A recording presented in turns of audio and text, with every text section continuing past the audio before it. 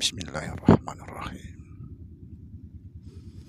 Assalamualaikum warahmatullahi wabarakatuh. Alhamdulillah,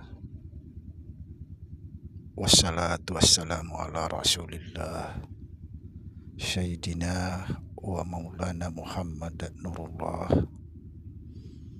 sirri wa sirri syarrifi syirrilah Allahu asma wal sifati. Asyhadu an la ilaha illallah wa asyhadu anna Muhammadar Rasulullah. Allahumma la ilaha illa antal awalu wal akhiru wa antal batinu was zahiru. La haula wa la quwata illa billah. Saudara-saudara yang saya cintai dan yang saya sayangi dimanapun berada, semoga senantiasa dalam bimbingan Allah Subhanahu wa Ta'ala, diberikan rahmat sehat jasmani dan rohani, rahmat panjang umur insyaallah, serta rahmat ilmu dan rahmat kesejahteraan dunia akhirat. Amin ya rabbal alamin. Saudara-saudara, pada kesempatan ini kita akan membahas kembali tentang hakikat berwudu. Ini penting sekali, saudara, sebagai umat muslim, karena apabila kita tidak memahami hakikat berwudu, tidak sah sholatnya. Kenapa dikatakan tidak sah sholatnya? Karena yang sholat itu kesombongannya, bukan dirinya, tapi kesombongannya. Bukan mendapat kebaikan, bukan mendapat pahala, justru dia mendapat dosa. Kemudian perlu juga saya sampaikan, kalau kita sudah memahami hakikat berwudu, itu artinya kita sudah memahami sebagian rahasia Nabi Muhammad Sallallahu Alaihi Wasallam. Subhanallah. Dan kalau kita sudah memahami hakikat berwudu, berarti saudara sudah melakukan atau melaksanakan wudu tidak pernah terputus. Kalau bahasa kami, jene tambotu, artinya tidak pernah terputus. Inilah rahasianya Nabi Muhammad Sallallahu Alaihi Wasallam dan para sahabat. Subhanallah. Saudara-saudaraku sekalian dimanapun berada,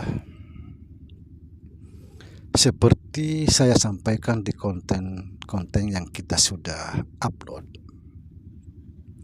kenapa muka dicuci, telinga dicuci, sebagian mata dan mulut, tangan dan kaki? Pertama kita misalnya kumur-kumur, atau cuci sekalian muka, ini kan sudah kena semua ini. Artinya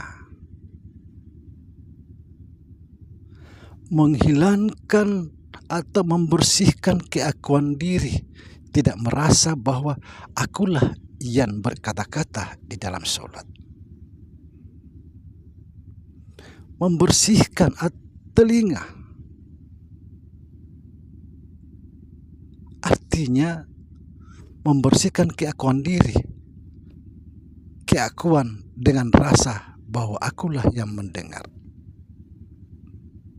Itu semua dibersihkan. Membersihkan mata agar tidak merasa bahwa akulah yang melihat. Membersihkan tangan dari keakuan rasa bahwa akulah yang melaksanakan, bertindak. Membersihkan kaki dengan rasa bahwa akulah yang berjalan atau berdiri. Itu semua dibersihkan, dihilangkan semua kesombongan itu. Itulah hakikat berwudu. Jangan sampai kita merasa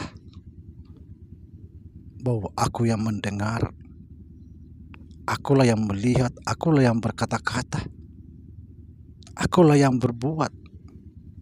Ini semua harus dibersihkan, ditiadakan.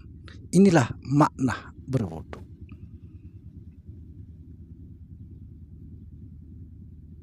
Nah, kalau kita tidak memahami ini, hanya sekedar berwudu, tidak sah. Karena yang sholat itu adalah kesombongannya. Nah, kalau kita sudah membersihkan semua ini, bahwa bukan lagi aku yang mendengar, bukan lagi aku yang melihat, bukan lagi aku yang berkata-kata, bukan lagi aku yang bertindak dan berdiri di situ, melainkan Allah.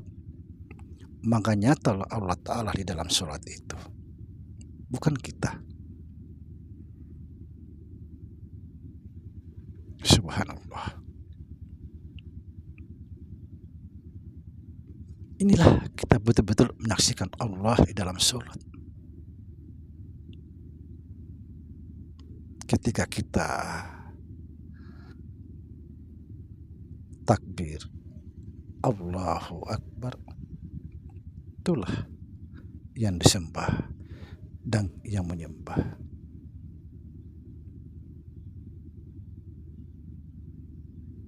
Kalau kamu sudah memahami bahwa Dia yang disembah dan yang menyembah, inilah yang dikatakan sembahyang tunggal.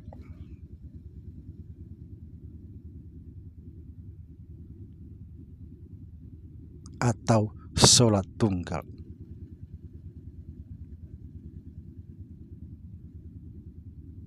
Subhanallah. Jadi kita semua itu harus menghilangkan pendengaran. Bukan lagi kita mendengar, melainkan Allah. Bukan lagi melihat, melainkan Allah. Bukan lagi kita berkata-kata, melainkan Allah. Bukan lagi kita bergerak, melainkan Allah. Bukan lagi kita berdiri, melainkan Allah Subhanahu wa ta'ala.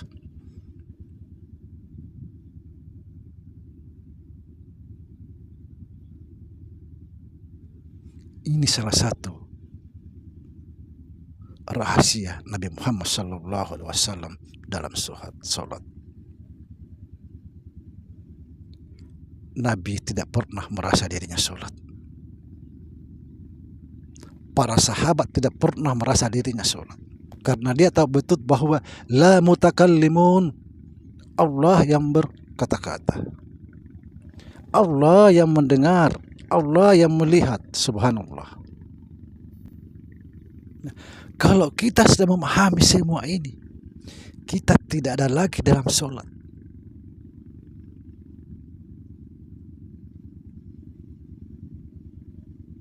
Yang paling penting, setiap gerak tindakan itu kita harus menyadari bahwa kita ini tidak ada, yang ada hanya Allah. Artinya kita harus sadar di dalam sholat itu, sadar tentang Allah Subhanahu wa ta'ala. Setiap gerak adalah Allah.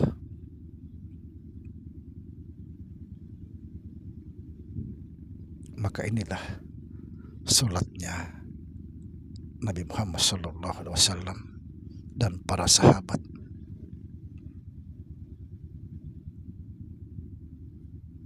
Betul-betul menyaksikan Allah dalam sholat. Tidak sekedar sholat, tidak sekedar berwudu, tidak. Kita harus membersihkan dulu keakuan diri, keakuan rasa mendengar, keakuan rasa melihat, keakuan rasa yang berkata-kata. Harus semua dihilangkan.